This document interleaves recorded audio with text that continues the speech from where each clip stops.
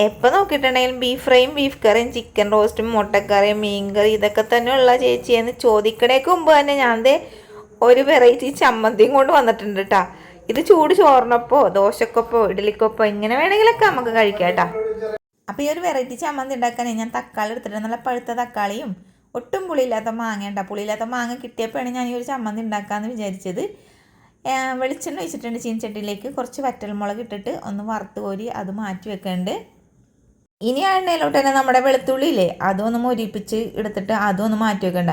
ഇനി മാങ്ങ തൊലിയൊന്നും ചെത്തേണ്ട ആവശ്യമൊന്നുമില്ല. അത് ഇതേപോലെ ഒന്ന് കമത്തിയിട്ട് കൊടുക്കണം. ആ ഒരു ഭാഗം ഒന്ന് നന്നായിട്ടൊന്ന് മരിഞ്ഞ് കിട്ടുമ്പോൾ ഇല്ലേ അതൊന്ന് മാറ്റി വെക്കണം.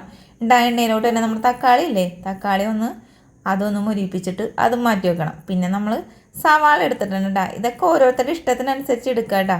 സവാള ഇട്ടിട്ട് ഒരു ഇച്ചിരി കുളം നല്ല ജീരകം ഇട്ട് കൊടുത്തതിന് ശേഷം ഒന്ന് വഴറ്റി എണ്ണയിട്ട് ഇട്ട് കൊടുത്തിട്ടുണ്ട്. അപ്പം ഞാൻ ഓർത്തേ എന്നാൽ പിന്നെ മിക്സഡ് ജാറിൽ അതിൻ്റെ ഇടയിൽ ഇതൊന്ന് തരിതരിപ്പായി പൊടിച്ചിട്ട് വരാമെന്ന് ഓർത്തു. അപ്പോൾ നമ്മുടെ വറ്റൽമുളക് പൊടിച്ചെടുത്തിട്ടുണ്ട്. ഇനി നമ്മുടെ മാങ്ങയില്ലേ അതിൻ്റെ തൊലി അങ്ങോട്ട് കളഞ്ഞെടുത്തിട്ട് അത് ആ ഒരു മിക്സഡ് ജാറിലേക്ക് ഇട്ട് കൊടുക്കണം.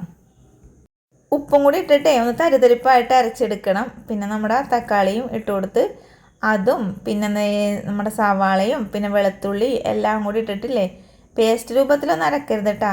നേരെ ഒരു തരിതരിപ്പ് വേണം ഈ ഒരു ചമ്മന്തിക്ക്. ഇതേ ഞാൻ കാണിച്ചു തരാം ഇപ്പം അതെ ഇതേപോലെ ആയിരിക്കണം കേട്ടോ നമ്മുടെ ചമ്മന്തി കിട്ടാൻ വേണ്ടിയിട്ട്. താല്പര്യം ഉണ്ടെങ്കിൽ ഇച്ചിരി പച്ച വെളിച്ചെണ്ണയും കൂടെ ഒഴിച്ചു കൊടുക്കുക. പിന്നെ നമ്മുടെ എരിവും ഉപ്പും പുളിയും കൂടി ആകുമ്പോൾ ഇച്ചിരി മധുരം കൂടി ആണെങ്കിൽ നല്ല രസമായിരിക്കുമല്ലോ. അപ്പോൾ ലേശം പഞ്ചസാര ഇട്ട് കൊടുക്കുന്നുണ്ട്. അതൊക്കെ ആവശ്യമെങ്കിൽ മാത്രം ഇട്ട് കൊടുത്താൽ മതി കേട്ടോ. അപ്പോൾ ഇത് നമുക്ക് ഇഡലിയുടെയോ ദോശയുടെയോ പിന്നെ ചൂട് ചോറിനൊപ്പൊക്കെ എങ്ങനെ വേണമെങ്കിലും കഴിക്കാം കേട്ടോ. ഇഷ്ടപ്പെട്ടാൽ ലൈക്ക് ചെയ്യുക, സപ്പോർട്ട് ചെയ്യുക. Thank you.